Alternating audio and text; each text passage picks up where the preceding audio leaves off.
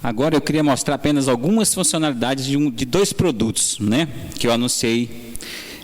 Um é o processo eletrônico, que eu penso que ele nasceu, então, dessas informações. E ele é tão importante hoje quanto o SICAP, né? Hoje eu vejo que o processo eletrônico também se tornou muito importante aqui na nossa casa.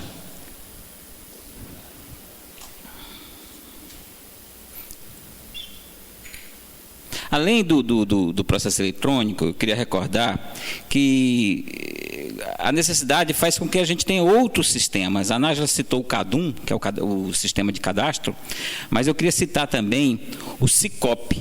O SICOP é um sistema que possibilita a intimação, a notificação, né, as citações de forma eletrônica aos seus responsáveis. Vai permitir também esse sistema que toda a protocolização seja feita à distância, né? Isso vai contribuir muito com a mobilidade urbana. Não precisa mais um gestor lá de Buriti, do Tocantins, que é lá no encontro do Rio Araguaia com o Tocantins, lá no final, vir aqui no tribunal protocolar um processo, né? Esse sistema vai permitir que ele faça, e isso já está nascendo. Esse ano eu penso que nós ainda vamos conseguir permitir que o gestor possa protocolar processos à distância. E também vai permitir que informe aos responsáveis as movimentações do processo. Ou seja, se um processo sai de um setor, vai para o outro, ele pode ser informado via SMS, via e-mail. Quando o processo for para a pauta, informar automaticamente aos seus responsáveis, né? Então, esse sistema também é em decorrências dos demais. E o outro sistema que eu penso que tem de grande utilidade é o portal, né, que permite a transparência, né? Hoje o processo eletrônico ele é permitido que todas as pessoas possam acompanhar aqueles processos que estão sendo tramitados aqui no tribunal. Então são dois subsistemas, eu diria, de muita importância. Bem, vou mostrar algumas funcionalidades do processo eletrônico aqui no tribunal.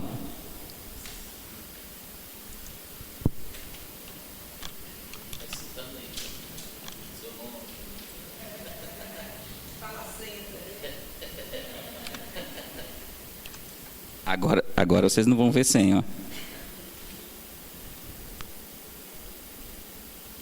Essa é a forma da gente entrar no processo eletrônico aqui no tribunal. Então, portanto, essa é basicamente a nossa mesa de trabalho, né?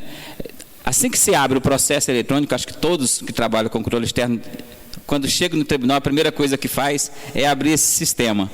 E cai logo nessa aba aqui de processos a receber. Então, todos aqueles que têm processos a receber, precisam, então, receber esse processo. É interessante que o processo eletrônico permite algumas facilidades. A gente encontrava alguns casos que o servidor não recebia os processos, né? A gente enviava um departamento para o outro e o servidor não recebia o processo. Como manifestou o Ramon mais o Jonas, a gente criou também algumas regras de validação ou algumas críticas no sistema. Ou seja, hoje se o servidor não recebeu o processo em 5 dias, o sistema trava para ele. Ele só destrava o sistema se ele receber os processos. Então, eu penso que isso já também é um facilitador. Em seguida, se você entrar nessa aba aqui, é que, na verdade, é a sua mesa de trabalho. Eu estou sem nenhum processo, porque o presidente agora me deslocou dessa atividade para assessorá-lo. Então, eu não tenho processo hoje na minha carga. Mas o servidor, quando chega nessa aba do sistema, ele tem acesso a todos os seus processos que estão direcionados a ele. Eu penso que Um outro aspecto que, sim, muito importante é que é um sistema muito transparente internamente. Todos os servidores têm acesso a tudo no sistema, né? Como? Se você pode pesquisar um processo. Vamos fazer uma pesquisa? Vou pesquisar o processo número 1 de 1989. Essa foi uma possibilidade. Nós resgatamos todos os processos autuados no tribunal, né?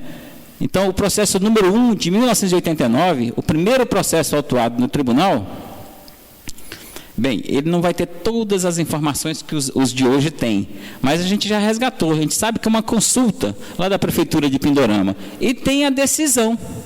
Se você clicar na decisão, você pode ter acesso à decisão, tanto nós internamente, como as pessoas pelo portal, né? Veja, isso foi uma decisão. Essa é a primeira, é a resolução número 4, mas o processo é o número 1, de 89. Quando é então que o tribunal realmente começou a fazer sua primeira decisão? Bem, olha, foi mais ou menos em julho, no meados de julho, é que o tribunal começou a emitir a primeira decisão. Vocês vejam que eu contei um pouco sobre a nossa história, né? E aqui todos têm acesso. Aqui a gente pode ver a assinatura dos saudosos conselheiros, né?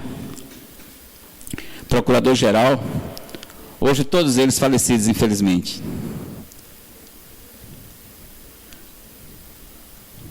Vou pesquisar um outro processo, para a gente ver o...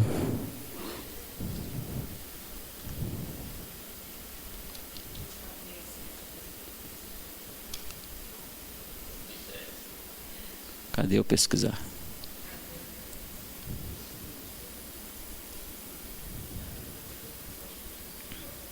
Bem, esse processo já é um processo que já está decidido. Nós tivemos uma fase aqui que a gente digitalizou todo o processo. Esse processo, você vê que parte dele não tem peças eletrônicas.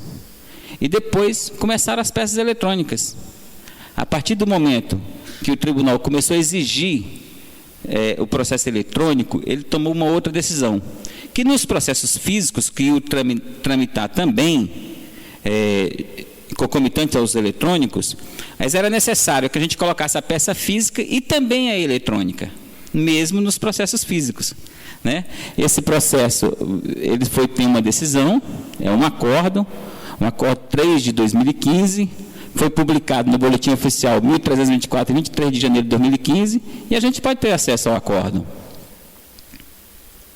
Não só nós internamente no tribunal, mas toda a sociedade também, né? Esse acordo é numerado de forma eletrônica, foi emitido pela primeira Câmara, e o relator foi o nosso presidente, né? No final do acordo, esse acordo é assinado então pelo presidente da Câmara, pelo relator e pelo procurador.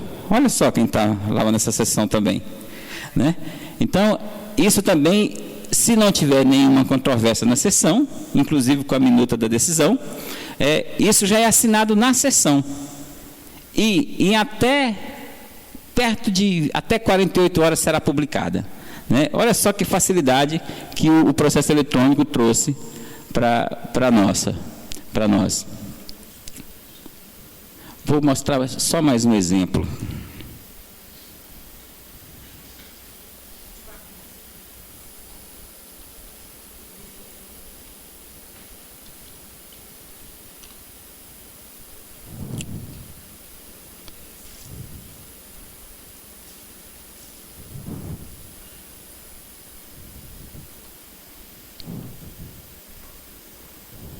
Bem, esse é um processo de 2013. Né? Vejam que ele começou físico, ele não começou eletronicamente. Mas se tomaram...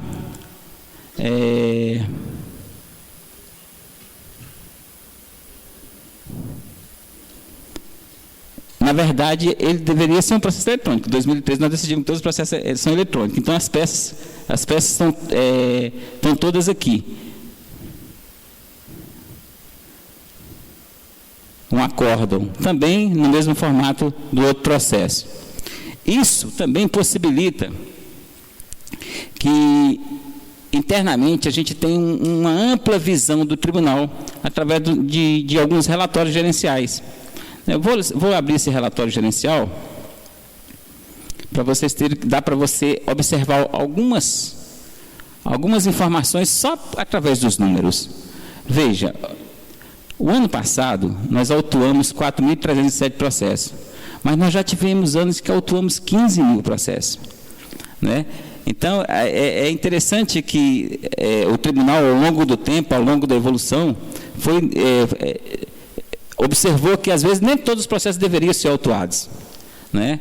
E nessa oportunidade aqui nos causou um problema muito grande, né? Quando o tribunal depois decidiu que tipo de processo, então, deveriam ser autuados. Então, desde então, o número de processos estão mais ou menos... Dá para se ter uma noção. Aqui é o processo autuado, desde 89. Aqui são os processos que foram decididos. Você tem uma noção daqueles processos que foram decididos. Veja que os processos autuados em 2015, 25% deles já foram decididos. Processo automado do 2015. Bem, boa parte deles são aquelas penalizações que têm um rito sumário, né? Que automaticamente ele tem um rito muito rápido. Um outro relatório que você pode ter acesso, e todos têm acesso, é um relatório que mostra todos os processos que estão tramitando no tribunal, por departamento e por ano. Bem, nós temos processos tramitando desde 2003. Nós temos 6 processos de 2003. Mostra onde eles estão, o departamento que eles estão, nesse caso aqui, tem 5 na relatoria, que depois eu vou falar sobre uma meta de processo, vocês vão compreender, né? E assim por diante, nós temos acesso assim, a todos. Se você clicar nesse departamento, você vai ter acesso a todos os processos. E assim sucessivamente. Ele vai mostrar os processos por ordem, vai mostrar que está com qual servidor, com quantos dias está na carga do servidor. Ou seja, a gente tem uma informação instantânea de todo o processo no tribunal. Isso facilita muito o gerenciamento aqui no tribunal.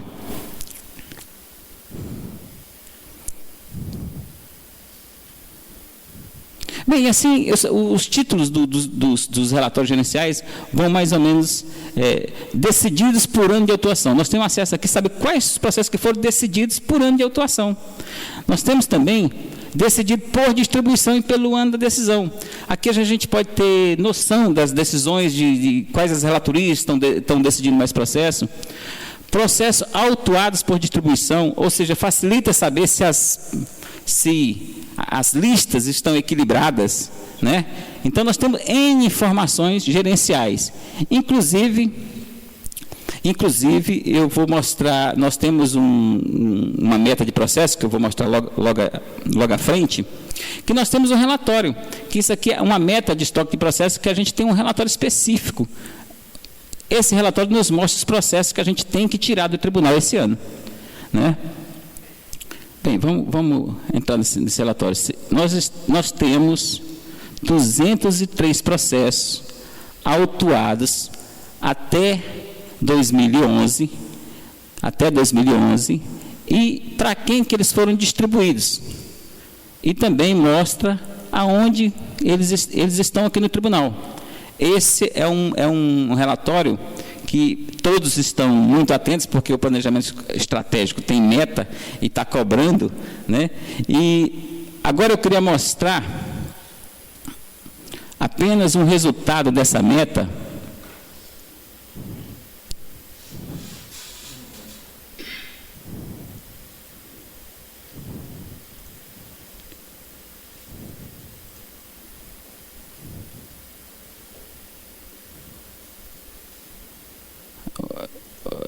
Eu tenho que ser socorrido aqui.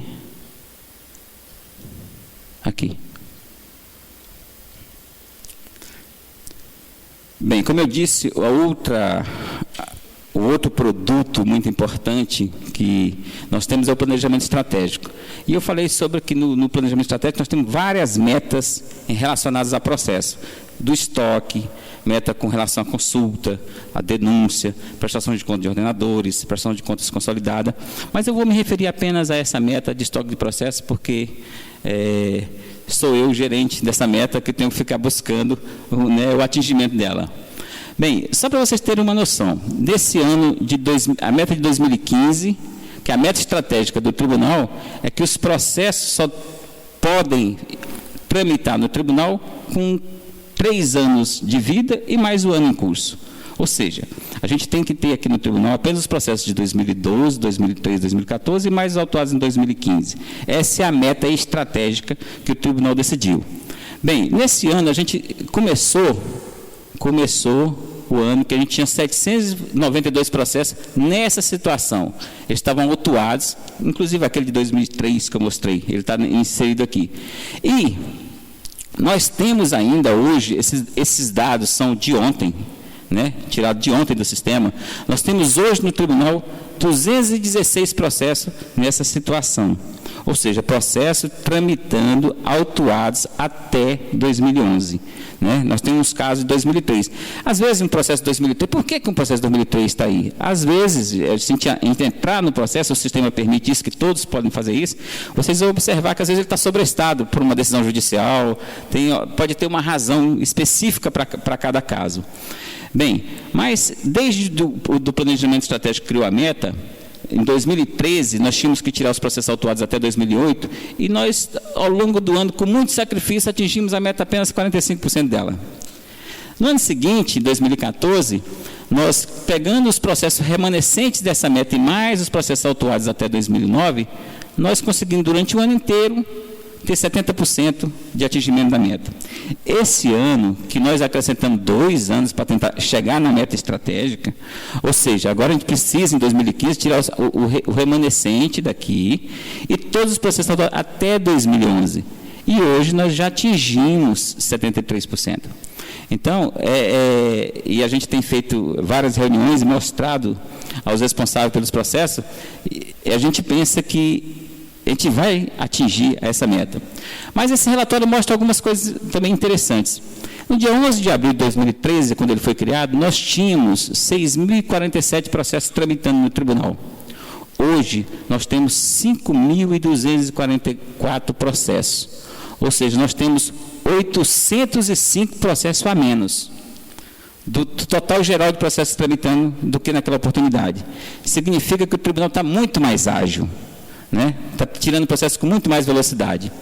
Um outro aspecto interessante, que desses 5.244 processos, 5.077 deles são eletrônicos.